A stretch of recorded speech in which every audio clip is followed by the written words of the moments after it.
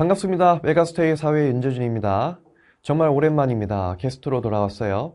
여러분들 교과서로 만난 지가 엊그제 같은데 벌써 현대사회와 윤리 일반 선택 과목으로 만나게 되었습니다. 현대사회와 윤리 캔버스 완자 강의를 여러분들이 많이 사랑해주고 계시는데요. 이 강좌를 통해서 많은 어려움과 고민들을 해결하셨으면 좋겠고요. Q&A 게시판을 통해서 여러분들이 현대사회와 윤리 공부법과 복수법에 대해서 많은 문의들이 있어서 선생님이 캐스트로나마 공부법, 복수법을 전수드리고자 합니다. 그래서 영상 그렇게 길지 않으니까 간단하게 우리 개념 정리할 때, 문제 풀이할 때, 복습할 때 어떤 식으로 하면 좋을지 한번 알아보도록 하겠습니다. 준비되셨나요? 자, 우선 첫 번째로 개념 정리를 할 때 이 중점으로 해줬으면 좋겠어 라는 내용들을 선생님께 전수드리는 겁니다. 자, 우선은 교과서 본문과 개념서를 활용할 건데요. 우리가 교과서를 통해서 그리고 개념서를 통해서 어떤 식으로 개념을 공부해야 될지 한번 알아보도록 하겠습니다. 선생님 밑에 팁 2가지를 적어놨어요. 우선 교과서를 본문을 쭉 읽으면서 주요 개념을 먼저 파악하셨으면 좋겠는데 교과서를 처음 펼치고 쭉 읽을 때 모든 내용들을 쭉 이해하고 넘어가자 이거는 아니고 이 교과서에서 이 대단어에서는 어떤 소단원이 있고 이 소단에서는 어떠한 주요 개념이 있는지 키워드 정도 한번 파악해보자 이거예요. 여러분들이 그러니까 주구장창 교과서를 펼쳐서 다 암기하고 이해하겠다 이렇게 달려들면 뒤로 갈수록 여러분들 힘이 빠져요. 그러다 보니까 전체적으로 밸런스 있게 쭉 이끌어 가기 위해서는 처음부터 조금 힘을 빼고 부담감을 내려놓고 쭉 가볍게 가셔야 됩니다. 그래서 처음 교과서를 펼쳐서 대단어는 어떤 대단어는 있고 소단어는 어떤 소단어는 있고 이 소단어에서 가장 중요한 핵심 키워드는 이거구나. 교과서에서는 보통 굵은 글씨와 색깔이 구분된 글씨로 적혀 있을 거기 때문에 이 중점으로 이제 살펴보셨으면 좋겠습니다. 자, 그래서 교과서를 쭉 읽다 보면은 그래도 여러분들이 좀 밸런스 있게 가볍게 쭉 읽었기 때문에 그래도 키워드 정도는 어느 정도 기억을 하고 계실 거예요. 그래서 이 기억을 바탕으로 상기시켜서 개념서를 통해서 교과서에서 내가 지금 생각나는 주요 키워드들이 있을 텐데 그 키워드들이 어떤 내용인지를 쭉 한번 또 읽어보면서 공부해 보셨으면 좋겠습니다. 그래서 개념서를 통해서 먼저 정리하기보다는 교과서를 통해서 우선은 키워드와 이 단어에서 중요한 내용들을 먼저 파악하고 개념서를 갖는 게 정말 중요합니다. 왜 그러냐면 개념서는 이미 교과서의 내용을 쭉 다 정립을 한 형태이거든요. 그래서 여러분들이 정립을 한 형태의 내용을 보면 여러분들이 뭐가 더 중요한지를 몰라요. 그래서 교과서를 먼저 읽어보면서 여러분들이 이게 중요하구나를 먼저 파악한 후에 개념서로 가는 걸 추천드립니다. 그러면서 이제 또 본인 스스로 공부법도 터득을 할 수 있는 거거든요. 그래서 우선 이 2가지 방법대로 겨울방학 때 한번 또 해보셨으면 좋겠습니다. 이게 만약에 어렵다면 선생님 강의를 활용해 주셔도 괜찮고요. 아시겠죠? 그리고 자료를 통해서 사상가의 고유한 표현을 정리해 볼 필요가 있습니다. 특히 이제 이론 파트든 그리고 이 이론을 실천적으로 적용하려고 하는 실천 파트이든 마찬가지로 다 각 학자만의 또 사상가들만의 고유한 표현들이 많이 나옵니다. 칸트 같은 경우에는 인간성 정식 또는 보편화 정식이라고 해서 단지 타인을 수단으로 대우하지 말고 목적으로 대우해라. 이때 목적은 인간 존엄성이죠. 네 의지의 경륜과 준칙이 언제나 어디서나 보편적 이법의 원리가 되도록 하라. 이런 식으로 칸트만의 고유한 표현이 있고요. 또 아리스토텔레스도 마찬가지로 이성을 탁월하게 발휘할 때 우리는 유덕한 인간이 될 수 있고 유덕한 인간은 행복을 느낄 수 있다. 각 학자들마다 고유한 표현이 있습니다. 그래서 이런 것들은 교과서의 본문과 제시문 그리고 이제 어려운 탐구활동 또는 이제 자료에 많이 나와 있어요. 그래서 실제로 이런 자료에 나온 각 사상가들만의 고유한 표현이 있을 텐데 이런 것들은 문제로 특히 제시문에 많이 출제가 되기 때문에 여러분들이 문제에서 특히 사상가의 주장하는 바로 적절한 것은 또는 옳은 것은 이라는 문제가 나왔을 때 이 제시문을 보고 아 이거는 칸트구나 아리스토텔레스구나 에피쿠로스구나 하이데거이구나 공자이구나 장자이구나 라는 것을 파악할 수 있어야 됩니다. 아시겠죠? 그래서 이렇게 교과서 자료 또는 개념서에 정리가 되어 있는 자료를 통해서 여러분들이 각 사상가들의 고유한 표현도 한번 정리해 주셨으면 좋겠다. 어려우면 이제 강의를 통해서 같이 한번 여러분들도 따라오셨으면 좋겠어요. 그 다음에 이 과목 제목이 현대사회와 윤리잖아요. 현대사회에서 발생하는 여러 가지 윤리적 쟁점들을 각 사상가들별로 견해를 이야기하면서 이 쟁점들을 해결하려고 할 겁니다. 이게 바로 윤리거든. 그래서 쟁점과 관련된 각 사상가들의 논거가 있을 거고요. 그리고 논거가 없이 그냥 뭐 예를 들어서 이제 토론의 찬성과 반대 이런 식으로 견해가 나뉘는 이런 문제들도 많이 출제가 됩니다. 그래서 특히 쟁점과 관련된 내용 중에서 사상가들의 그 이야기가 나오게 된다면 논거 중심으로 용어를 먼저 한번 파악해 보셨으면 좋겠고요. 그냥 토론이 있고 찬성과 반대 이런 식으로 견해가 나뉜다 라고 한다면 각 토론에서 이제 찬성과 반대 입장의 공통 주제라든지 아니면은 갈리는 입장 정도는 파악해 보셨으면 좋겠습니다. 그러니까 예를 들면 우리가 인공 임신 중절에 관련해서 이제 선택옹호주의와 생명옹호주의 이런 것들이 있죠. 그래서 이제 선택옹호주의는 어떤 논거가, 생명옹호주의는 어떤 논거가 이런 정도, 용어 정도는 파악해 보셨으면 좋겠고 용어를 파악해 두어야지만 여러분들 문제를 풀 때 충분히 적용하고 나중에 경험치가 쌓였을 때 훨씬 더 문제를 푸는 속도가 빨라질 수 있다는 거. 이것만 한번 인지해 주셨으면 좋겠습니다. 자, 그럼 다음으로 자, 이번에 문제풀이 방법입니다. 우선 윤리 과목이기 때문에 사상가의 입장에 대해서 물어보는 문제가 많이 출제가 되고요. 그리고 앞서서 말씀드렸다시피 토론의 핵심 쟁점에 대해서 물어보는 문제가 또 출제가 될 수 있어요.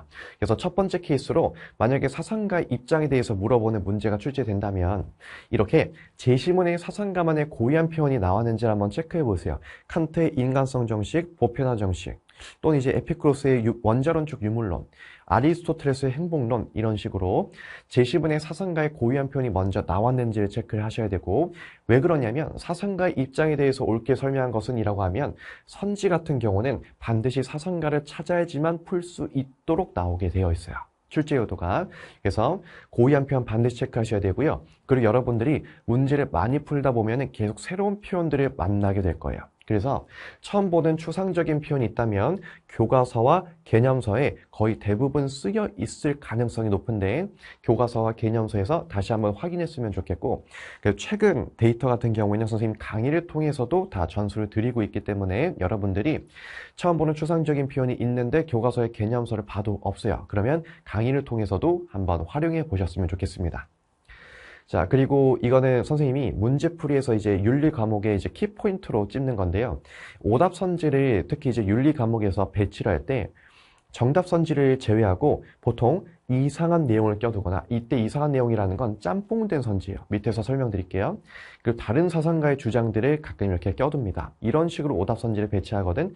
그래서 선생님이 예시 문항을 한번 만들어 봤습니다. 칸트와 관련해서 만들어 봤는데 칸트는 이제 생태 중심주의에서 인간 중심주의 학자로 나와요. 그래서 자연의 도구와 수단적 가치를 보는데 자연을 우리가 훼손을 하거나 함부로 대할 때 인간의 인성을 훼손시킬 수 있기 때문에 수단적, 도구적 가치이지만 간접적 의무의 대상으로 대해야 된다는 게 바로 인간 중심주의 칸트 입장이거든. 그래서 우선은 이 제시문 좀 쭉 살펴보면 인간은 오직 인간에 대한 의무 이외에 다른 의무를 가지지 않는다. 이 구절을 통해서 우선 칸트는 인간 중심주의인 것을 우선은 파악할 수는 있어요.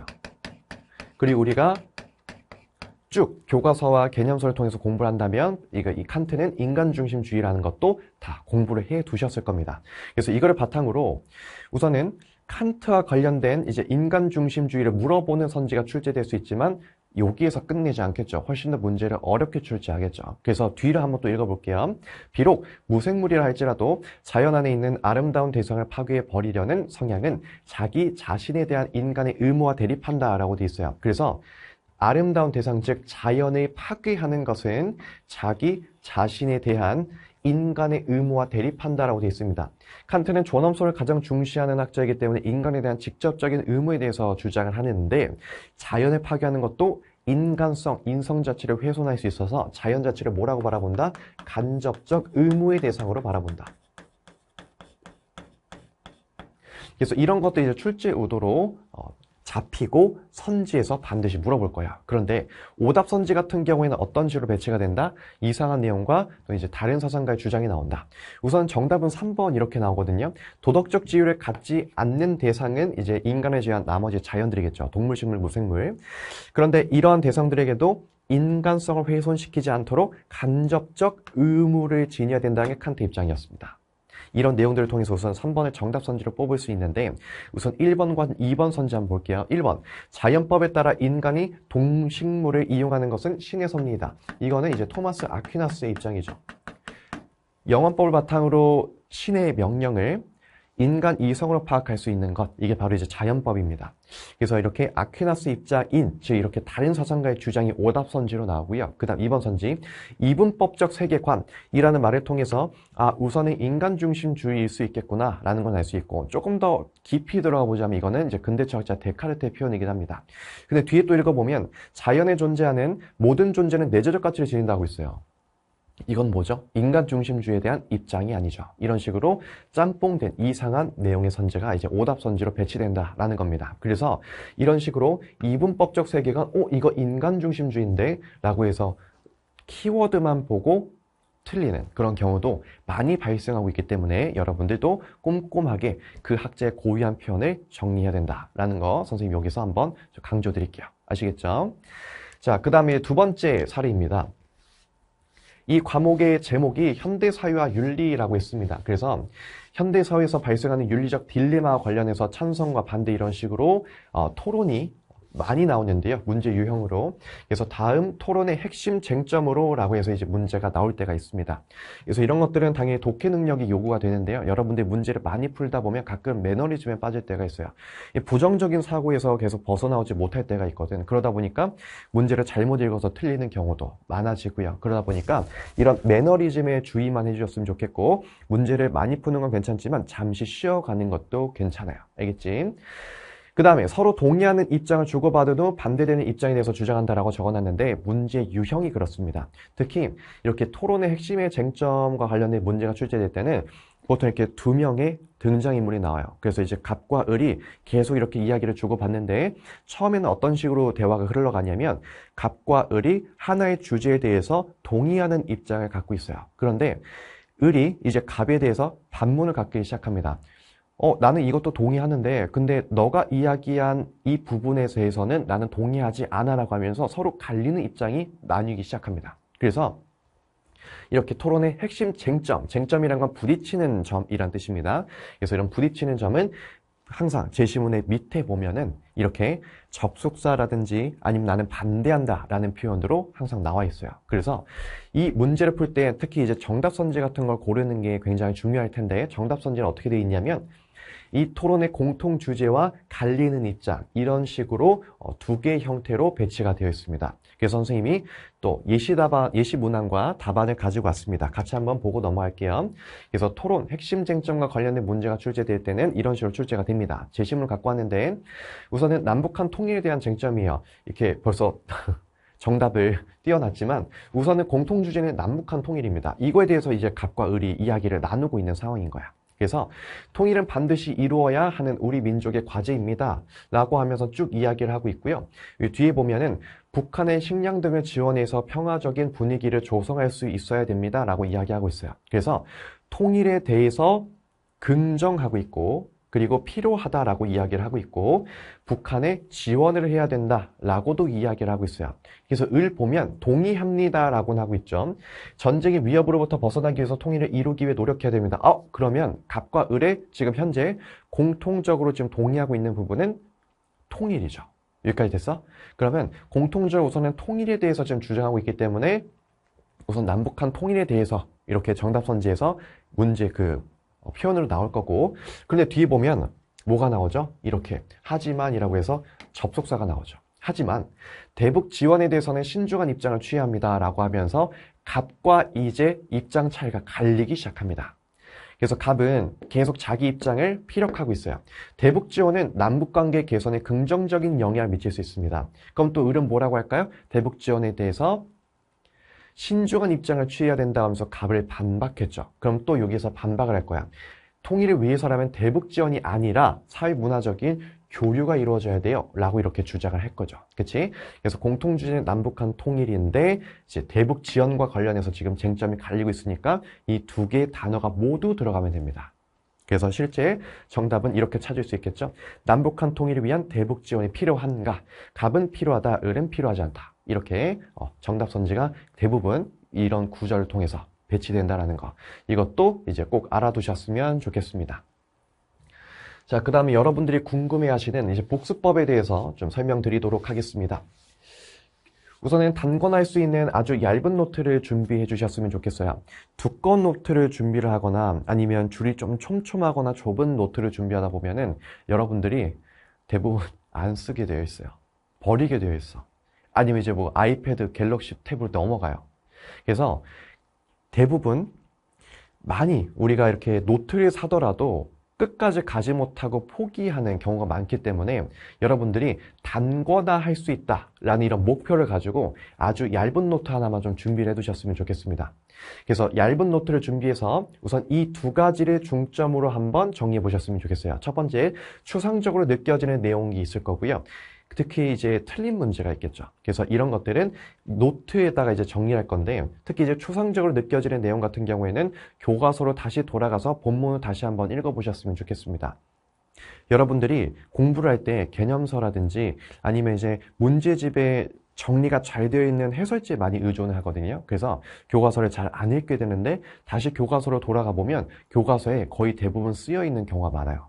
선생님도 수험생 때 이런 경험들을 많이 해봤고 다시 한번 교과서로 넘어가서 구체화하는 작업들을 한번 해보셨으면 좋겠습니다. 근데 교과서에도 내용이 조금 미약하다 싶으면 선생님 강의를 통해서 한번 들어보셨으면 좋겠고요. 자, 그리고 오답선지 같은 경우에는 이 윤리 과목의 이제 핵심입니다. 같은 내용 다른 표현, 이게 정말 많이 나와요. 그래서 신규로 등장하는 표현들이 정말 많이 나옵니다. 그래서 우리가 배운 것 같지도 않은데 이게 이 내용이라고 하는 부분이 윤리에서는 굉장히 많아요. 그래서 문제를 많이 풀어보면서 많이 틀리는 것도 중요해요. 그래서 같은 내용, 다른 표현의 패턴을 정리해 보셔야 돼요. 여러분이 노트를 쓰고 싶다면 문제를 많이 틀리시면 됩니다. 자, 그래서 어떤 식으로 정리하면 될지 선생님 구체적인 방안들 한번 좀 정리를 해드릴게요.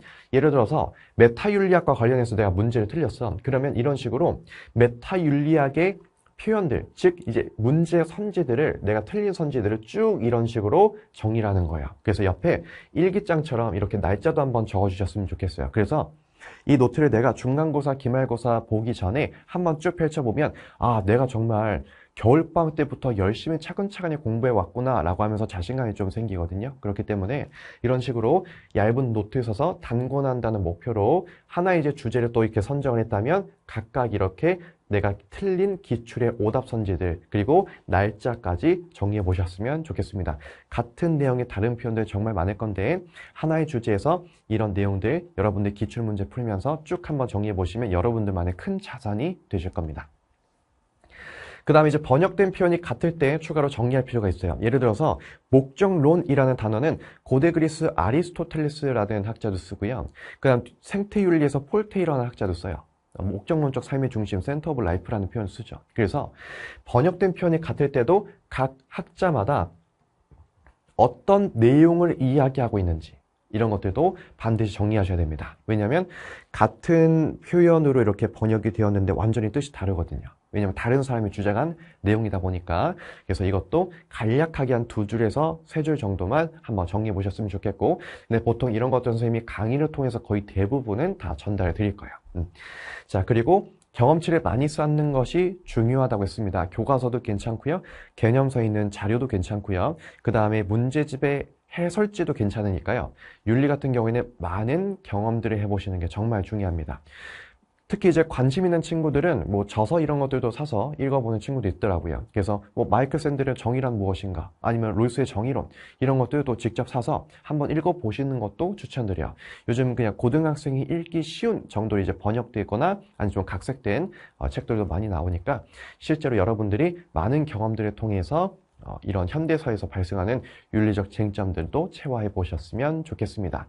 자, 그리고 선생님이 이렇게 복습법에 대해서도 이야기했는데요. 여러분이 만약에 제대로 된 오답노트를 한번 활용해 보고 싶다라고 한다면 선생님이 공개자료실과 쇠소식에 캔버스 오답노트를 올려놨습니다. 그래서 이제 작년 버전으로는 이제 기말고사 대비하기 위해서 이제 통합사회만 선생님이 이렇게 올려놨는데 선생님이 또 업그레이드를 시켜놨어요. 그래서 이제 중간고사, 기말고사 3일 전과 1일 전 이런 식으로 활용할 수 있도록 요 파트 이제 업그레이드 시켜놨고 이제 가이드 자체는 이제 통합사회이지만 이거는 모든 사회탐구 과목을 공부할 때 이 가이드대로 공부한다면 충분히 여러분들이 패턴 체화할 수 있고 꼼꼼하게 공부할 수 있다는 거. 그만큼 가이드 선생님이 꼼꼼하게 잘 설계해놨다는 거 알아주셨으면 좋겠습니다. 그래서 오답 노트를 작성할 때 조금 막연하다 라는 생각이 드는 친구들은 이것도 한번 활용해 주셨으면 좋겠습니다. 자, 이렇게 선생님이 오랜만에 캐스트로 찾아와서 복습법과 공부법에 대해서 설명드렸는데요. 이 캐스트가 여러분들에게 많은 도움이 되셨으면 좋겠고요. 그럼 선생님은 현대사회윤리 캔버스 완자 강의를 통해서 다시 여러분들과 인사드리겠습니다. 지금까지 메가스터디 사회 윤재준이었습니다. 감사합니다.